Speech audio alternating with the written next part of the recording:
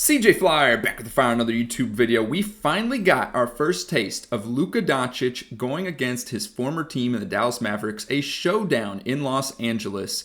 And this is a pretty big regular season game for both teams. The Lakers, with one of the toughest remaining schedules, trying to maintain a good seeding in the Western Conference standings for the playoffs. And the Mavs fighting for their lives as they continue to have injury struggles with the continued injuries to Derek Lively, Daniel Gafford, and of course Anthony Davis. Not much of a center rotation going there. They did get Dwight Powell to return to the lineup last night. Meanwhile, they still got Kessler Edwards out there at the center position, and then they got a couple of those G League guys, Kyler Kelly and Moses Brown, available. Now, they did not play last night, and the reason for that being, I assume, is because the Lakers also are pretty thin at the center position as it currently stands. So they match up a little bit better with the small ball. But nonetheless, very emotional game as well. Of course, with Luka going against the Mavs. You see here, pre-game, Luka warming up, and Nico Harrison staring down from a distance. This looks like it's straight out of an anime. You cannot make this up any better. The script writers hard at work for this matchup. This image, I'm not sure that this is real. This looks pretty fake, but the edit goes hard. You got Luka and Nico staring each other down. You got the fans starting a thank you Nico chat in Los Angeles. Probably the only fan base in the NBA at this point that would be sending any positive vibes towards Nico Harrison. And I don't think Nico's going to be able to land another GM job once he's let go from the Mavs, assuming he's let go or walks away from the Mavs at any point in the coming years. You got Luka saying hello to all of his former teammates. And I'm really surprised that the Dallas Mavericks official account posted this image in this video.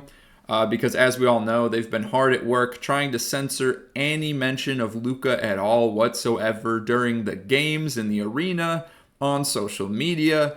And it looks like some comments agree with me as well. Surprised you guys didn't blur him out. So yeah, good vibes all around.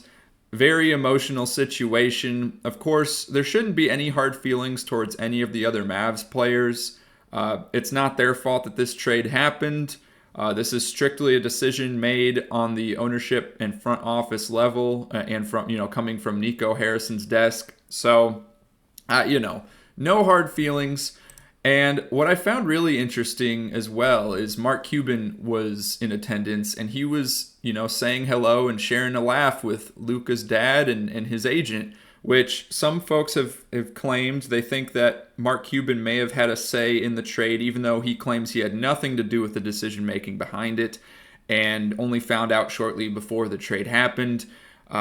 Some people think he's lying. I don't really think so. I think this meeting here kind of proves that. Now, if you want to blame Mark Cuban or criticize him for selling the team, so be it. I think that's fair. But as far as the Luka trade itself, I don't think he had any direct control over that and or any decision making per se. So, found this clip interesting. Just wanted to share this with y'all. That being said, let's talk about the actual game. So, for anyone that's been watching the Lakers the past week, Luka, he's still kind of getting up to speed. He had been out for a while with a non-contact injury to his calf muscle on that Christmas Day game, Mavs versus Timberwolves, in which he limped off the court after doing a bit of a turnaround. And, those injuries are kind of scary because, especially being non-contact, and with a calf muscle, it can always lead to an Achilles tear later on, right? It's all interconnected. So I'm not a doctor or anything. It's just from what I've seen from my experience. So, trying to be careful with Luka. He was on a minutes restriction, at least for the first couple games with the Lakers. And he's still getting warmed up. His shooting, not always the best. And as you can see here, he went 1 of 7 from 3. This does not include a second made 3 that was later reversed by a review during a timeout because Luka's foot was ever so barely on the line. You all have probably seen the highlight by this point. He was shooting a step back 3 over 2 Mavs defenders. Really impressive shot. But yeah, Luka not looking quite like his best, but still putting up crazy stats nonetheless. He had that 30-plus point game against Denver. And then last night, this game against the Mavs, 19-point triple-double. 19 points, 15 rebounds, 12 assists. And not to also mention some defense. 3 steals and 2 blocks. Nico Harrison, take notes.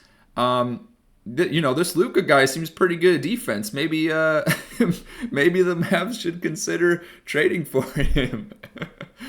So obviously, and at times Luka had to guard Kyrie, and Kyrie blew by him, but Kyrie blows by, more than half the defenders in this league. So anyways, I have another video planned down the pipeline later on in this season. I want to wait until we get some more games for Luka on the Lakers, but Luka's defense is not as bad as a lot of people say it is, especially on the national media level, and people seem to keep buying into this narrative. His defense is not that bad. Does he sometimes complain and not get back on defense? Yes. Does he sometimes get caught flat-footed?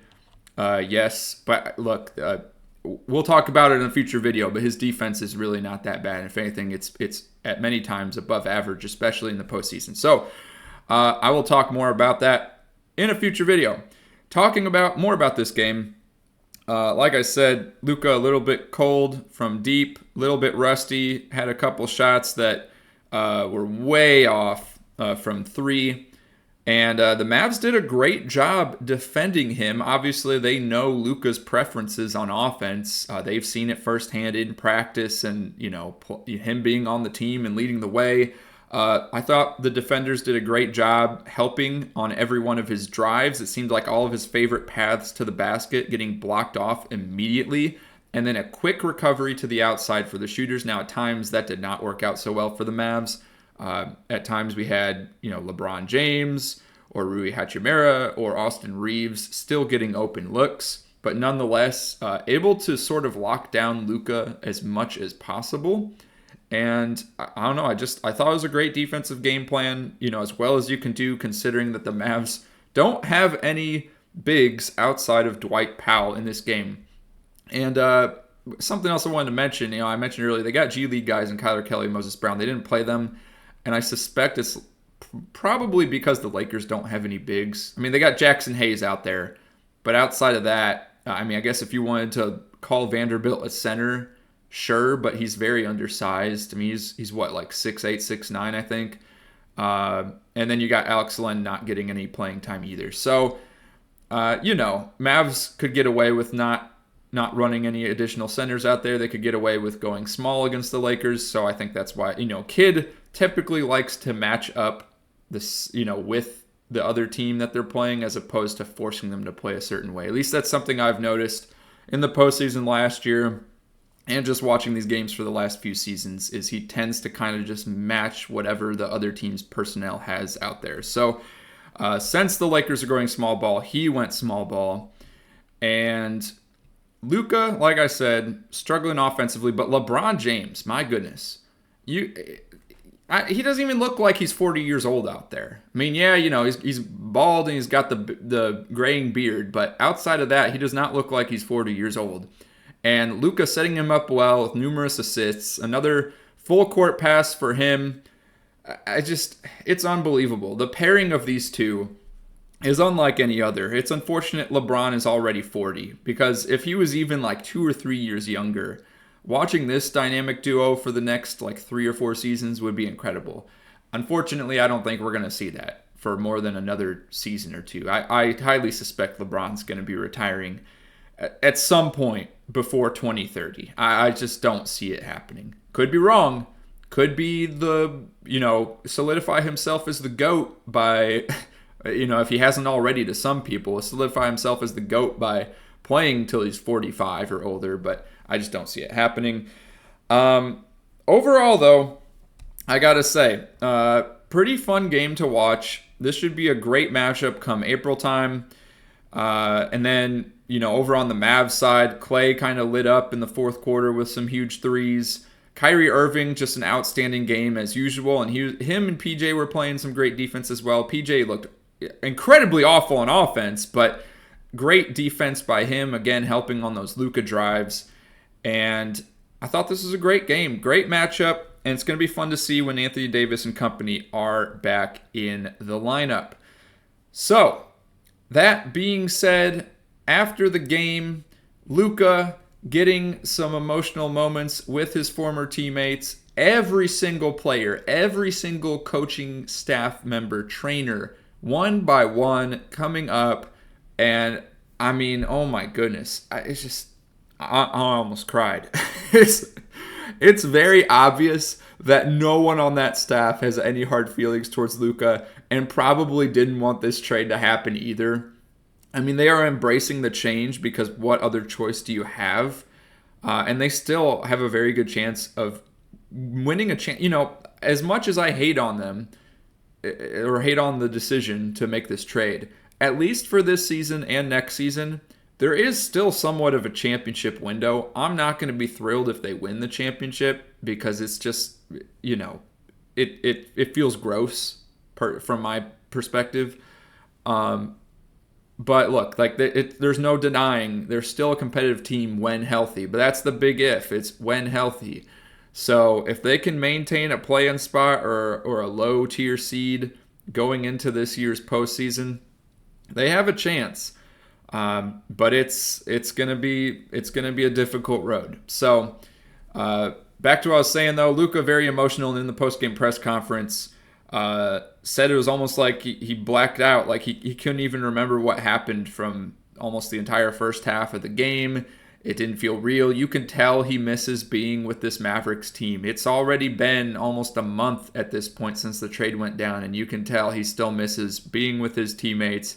And you know, he considers them as family, and it's just really a really sad situation. I'm still in shock almost a month later myself, and all thanks to this individual right here, Nico Harrison, and the ownership of the Dallas Mavericks for having this go through. So really unfortunate, but nice that we got this first taste of Luka versus the Mavs. Let me know what you think about this matchup in the comment section down below. And I'm looking forward to that April game. I will be in attendance. It should be a good one. And I expect the environment to be a lot more toxic than this one was, because I am very much for sure that this entire arena would root for Luka at any point in the game. You know, Mavs win or lose doesn't matter. I'm sure everyone's rooting for Luka in that game. So again, let me know what you think in the comments down below, and click one of the videos on your screen now for some more NBA discussion.